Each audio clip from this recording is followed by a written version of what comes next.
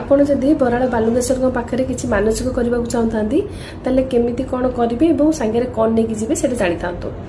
ତ ବରାଳ ବାଲୁଙ୍ଗେଶ୍ୱରଙ୍କର ଆଡ୍ରେସ୍ এবং ভাইনাঙ্কর ফোন নম্বর মু আউ গোটে মোর পূর্ব ভিডিওরে দিয়ে দিয়েছি। আপনার যদি দেখি না তাহলে সে ভিডিও দেখলে আপনার জাঁপারে।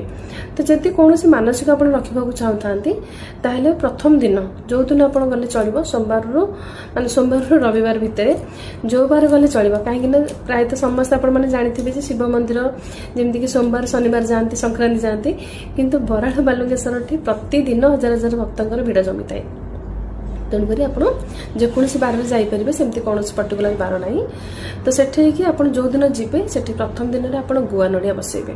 ଆପଣଙ୍କର ଯାହା ମାନସିକ ସ୍ୱରୂପ ଗୁଆ ନଡ଼ିଆ ବସାଇବେ। ଯେଉଁଦିନ ଏଇଟା 21 ଦିନ ବାରଣ ଥିବ ସେଠି ଆପଣ ଭାଇନା ଭଲରେ ବୁଝାଇଦେବେ।